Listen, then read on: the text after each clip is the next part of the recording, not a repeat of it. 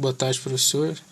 Aqui é a apresentação do seminário 2, Histórico, Funcionamento e Planejamento. Bom, como introdução, a gente escolheu alguns tópicos aqui para a motivação da escolha da carretilha, né?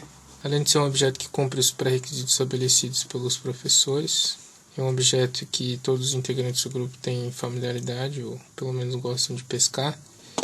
É um mecanismo bem interessante, peça que está no dia a dia das pessoas. É um mecanismo simples, porém envolve muita engenharia, né? Então acho que foi uma boa escolha aí do grupo. Aqui a gente tem a explodida de uma carretilha. Não é a nossa, mas eu achei interessante para mostrar que ela envolve muitas peças, né? Então, e a gente vai ver 4 peças dentre essas aqui. Após se criar extensões para a vara, tornou-se possível fazer lançamentos mais longos. Isso significava alcançar peixes maiores, porém a linha precisava acompanhar todas essas expansões. Para isso, em meados de 1600, alguns pescadores começaram a acoplar um carretel às varas.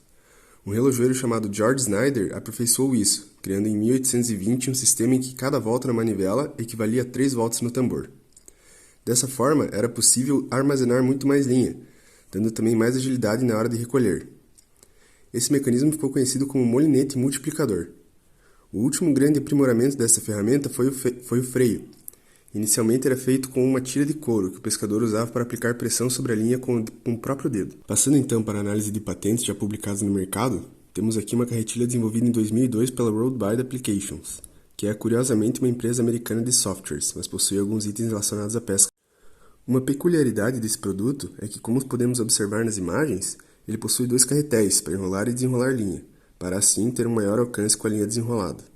Já aqui temos uma carretilha mais atual, desenvolvida em 2014 pela Global Ride, uma empresa japonesa que desenvolve itens de pesca e equipamentos para a prática de golfe, tênis e ciclismo. Os inventores foram Yushi Umezawa e Shu Takano, ambos japoneses. Essa carretilha é um modelo mais padrão, porém conta com 2 rolamentos para melhorar a parte de enrolamento da linha, fazendo com que ele seja uniforme e reduz assim a chance de embaraçamentos.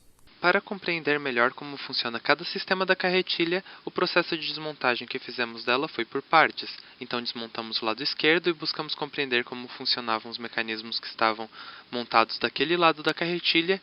Então desmontamos o lado direito e buscamos compreender como funcionavam os mecanismos que estavam montados daquele lado, para que assim nós pudéssemos compreender com mais detalhes como funcionava cada parte da carretilha que estávamos trabalhando. Passamos então para o funcionamento da carretilha. Para descrever o funcionamento da carretilha, nós separamos 3 sistemas principais: o sistema de transmissão principal, o sistema de acoplamento e desacoplamento e o sistema de distribuição de linha. No sistema principal de transmissão, possuímos os principais componentes, que seriam a manivela, o eixo da manivela, um jogo de engrenagens, o eixo do carretel e o carretel. Além desses componentes principais, também existiram alguns componentes secundários que foram desmontados e observados, como rolamentos e parafusos, apoios, mas os principais são esses que foram comentados. Vale a pena notar que a equipe preferiu trabalhar com componentes desse sistema principal de transmissão, que é o sistema que define a carretilha por si. Portanto, seria o mais interessante para nós estudarmos. Esse jogo de engrenagens faz com que, através do giro da manivela, tenha-se uma razão de transmissão entre o giro, a velocidade em que se gira a manivela e a velocidade que o carretel gira. Essa razão de transmissão está calculada aqui nos slides, como pode-se ver, sendo que uma das engrenagens tem 64 dentes e a outra 12, então temos uma razão de transmissão de aproximadamente 5,33. Temos em seguida o sistema desacoplador e acoplador da carretilha. Basicamente, essa peça metálica à direita, que possui um botão, ela tem uma rampa, como podemos ver na imagem, e a peça polimérica possui uma rampa oposta. Quando se aperta o botão, a rampa da peça metálica empurra para cima a peça polimérica, que faz com que a engrenagem que estava acoplada ao carretel desacople do carretel, deixando ela assim solta, e o carretel pode girar livremente sem influenciar o giro das outras engrenagens. Quando se gira a manivela novamente, o próprio giro da manivela empurra o botão de volta, fazendo com que a peça polimérica desça porque ela tem molas que estão pressionando ela contra a tampa deste lado da carretilha. Então essas molas pressionam a peça polimérica de volta, a peça desce e acopla novamente ao eixo do carretel, fazendo com que você possa girar novamente o carretel através do giro da manivela. Por fim, temos o sistema de distribuição de linha. Através do giro do eixo do carretel, temos um novo sistema de engrenagens que gira um novo sistema de engrenagens na parte do outro lado da carretilha, como podemos ver na imagem à esquerda, que gira esta engrenagem que está acoplada ao próprio corpo da carretilha, como podemos ver na imagem do meio, e essa engrenagem gira um eixo que é um fuso, e através desse fuso o carretel, aquela peça que possui um vão por onde passa a linha, ela vai caminhando da esquerda para a direita e depois da direita para a esquerda, fazendo com que a linha seja distribuída igualmente pelo carretel. Então, conforme isso que o Gabriel falou, o nosso foco foi sobre esse sistema principal de transmissão da carretilha. Em cima disso, nós definimos 4 peças principais que consideramos fundamentais para o funcionamento da carretilha, sendo elas a manivela, o eixo da manivela, o acoplamento e o carretel, né? E cada uma dessas peças principais pode ser subdividida em mais de uma peça diferente, conforme eu vou demonstrar a seguir. Então aqui temos a manivela, será considerada apenas como essa chapa metálica, né? O grip, a pegada ou o parafuso que a sustenta serão desconsiderados. Aqui o eixo da manivela se divide em 2 partes, o próprio eixo da manivela e mais o seu disco de suporte que o mantém no lugar. Essa é a peça responsável por fazer o acoplamento ou desacoplamento do carretel no mecanismo de redução da carretilha, né? Em um lado ela tem formato de engrenagem, do outro um encaixe. Então, por fim, o carretel, que obviamente será tratado também como 2 peças diferentes, né? O próprio carretel em si, mas o seu eixo.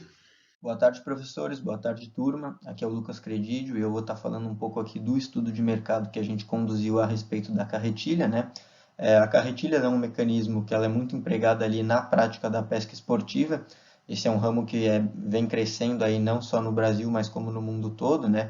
Hoje, estima-se que no Brasil existem cerca de 6 milhões de praticantes e o turismo da pesca esportiva movimenta cerca de 200 bilhões de dólares anualmente no mundo, né? Então, é realmente um ramo que vem crescendo, e se a gente considerar que cada praticante possui no mínimo uma carretilha em casa, né, a gente consegue ver que é um mercado endereçável bem grande, né? Somado a isso, ali, hoje em dia os fabricantes apresentam todos os anos pelo menos 2 modelos novos ou uma linha inédita, né? Então sempre ali se atualizando com as novas tecnologias, é um mercado que vem crescendo. Vamos passando agora para o próximo ponto, né, a respeito da concorrência.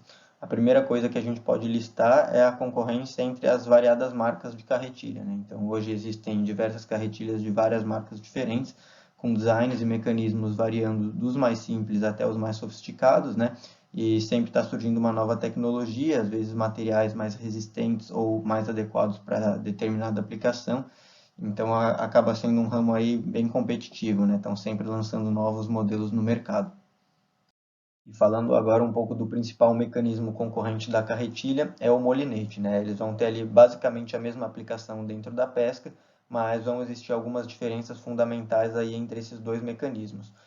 A carretilha ela possui ali geralmente uma manivela dupla com 2 botões, enquanto o molinete tem apenas um puxador, né? O molinete ele costuma ser ali um pouco mais simples, né?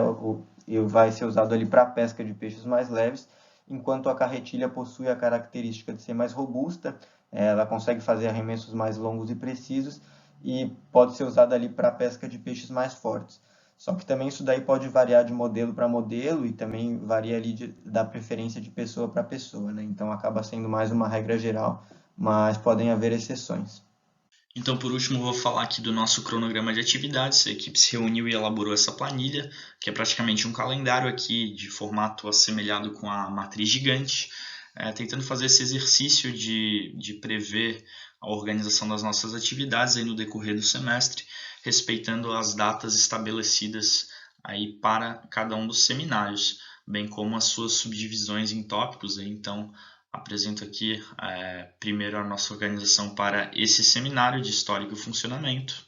seguido aqui pela organização para o seminário número 3, desenho técnico, depois aqui seminário número 4, fabricação e qualidade, e por último aqui as atividades relacionadas ao relatório final. Então, muito obrigado a todos pela atenção e ficamos à disposição.